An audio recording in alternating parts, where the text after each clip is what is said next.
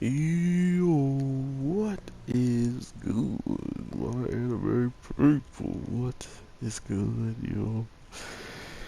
Guys, we got some messed up news and some dark past for Meliodas and Elizabeth to talk about, and I definitely was kind of expecting it once, we've seen so many different women that resemble her. Something was up with it, right? There had to be a reason, and we learned it. Not only that, we also learned why Meliodas hasn't aged, which is weird. So, what does that say about his brother? Like once you once you kind of put, oh my God, can you chill? Once you kind of put out the energy that, hey, this guy looks this way because of you know X and A. it's it's weird to me anyway that his older brother supposedly still looks younger than him, kind of, right? Like, I mean, I guess to some people he might not look younger than Meliodas, but to me, it definitely looked that way. Why I hate this fighting style so much? What am I supposed to do? Forget the bunnies in this character all the time. But as a whole, I still do like where they're going with the character in the grand scheme of not just making Meliodas so, one-dimensional now. This is kind of showing us that Meliodas is capable of dying, right? Like, not capable of dying, but he is going to die if the story ends at a happy ending. If everything goes right, Meliodas goes away, so does Elizabeth. And not only do they go away, we don't even know if they get to live out the last life that they're in, right? Like, if they get to live out anything that they're doing right as of then, or if they're just going to be so, well, Meliodas' case, if he's going to be so old that he just kind of withers away then and there, compared to Elizabeth, who might live out the remaining years and then dying off or something. I don't know. It's getting really weird at this point, and knowing that Meliodas has gone through this, what, I think he said 178 times of her passing away and coming back. Um, yeah, because I mean, he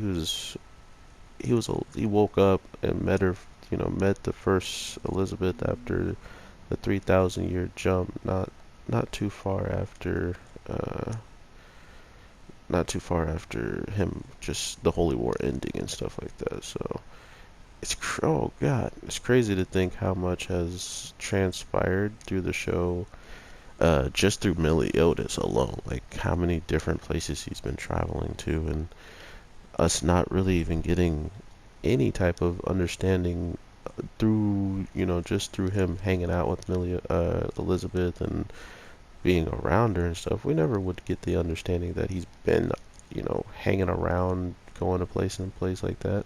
Sure, he has weird knowledge of certain things, but it never gave it never really was spoiled in the story. In the case of, hey, did you know, like, the demon thing was obvious after a while, right? Like, clearly he's tapping into something, much different, and it changes his personality all of a sudden, too, when he uses it throughout the couple of seasons. But that was about the only hint that we got that he wasn't human, at least, right? Like, he's their captain and whatever, but just like King isn't human, just like Bond doesn't seem to be human anymore because he can't die a normal traditional human life. Sure, he can do human-like things, but is he going to die of old age? Probably not. Is he going to die from just getting a heart attack? No. Like anything that humans will come to or have naturally, he doesn't have that. So it's almost like he has become something outside of being human. Like how vampires look relatively human, but because they live so long, because they suck blood, they have all these different abilities, they fall under the category as a vampire. There's a lot of humanoid things that are close to what we look like, but just get different titles because of the abilities they have in general. So Maybe because Bond has even abilities as well, like fox hunt and taking the abilities from others or whatever. Uh, that's another reason why you can call him not human.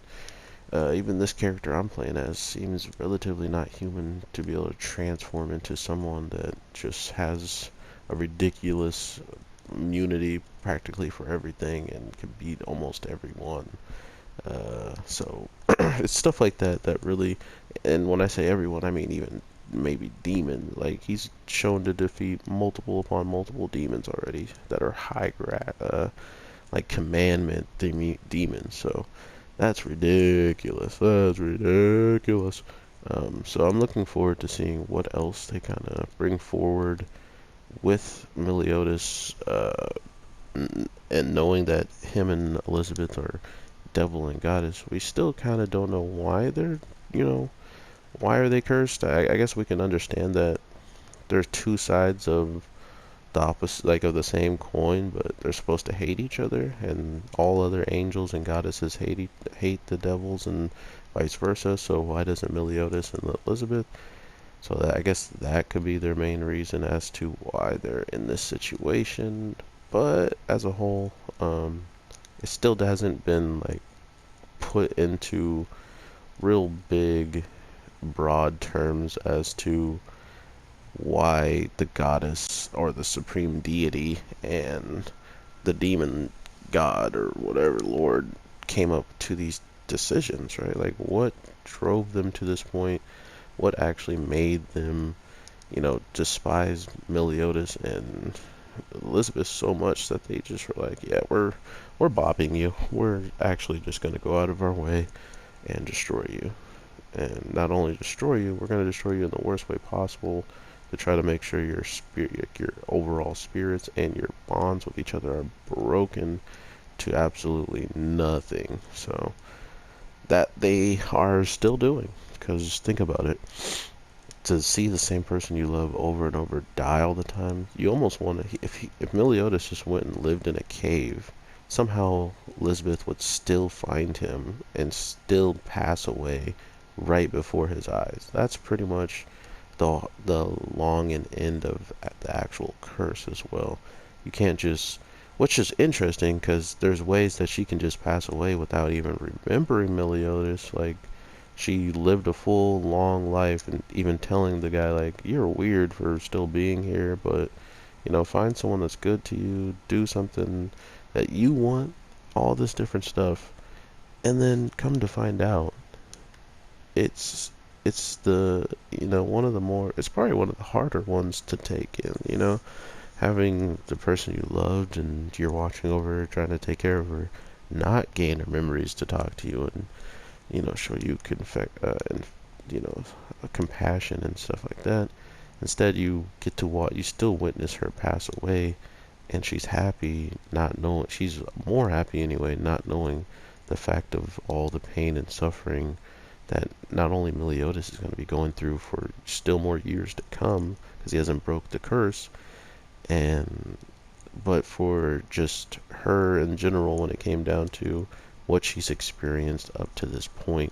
Because by her remembering everything as Elizabeth now just goes to show you that she remembered everything from 3,000 of years ago, so even that might be enough to destroy a normal Elizabeth in the case of her mind and body on a human handling that much information coming in at once. So we'll see how all this plays out. Seven Deadly Sins hasn't been looking the greatest, but I tell you what, this story is getting so impactful that I feel like it could be weird or not that weird if Meliodas was still alive for like 2 years, 3 years, four.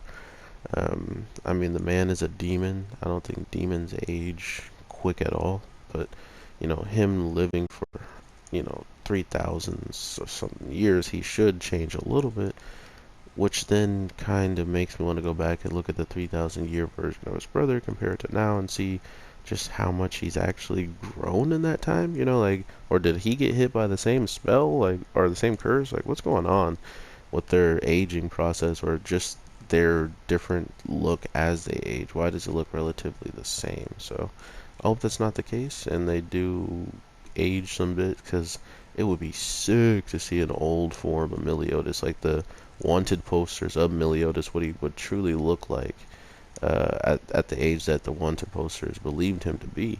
So I don't know. That's just a quick thought from your boy, the Anime G. And I definitely want to hear from you guys in the comments down below. And sorry, I suck with the Astaroth's moveset.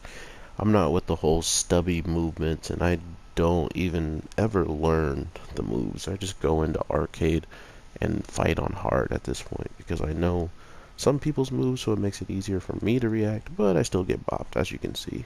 But overall, we'll be talking about Radiant here really soon, so I hope you guys are having an amazing day, night, evening, whatever the case may be. If you're excited for some more content from your boy, look forward to it. I will try to drop it to you as soon as possible. So with all that being said, peace.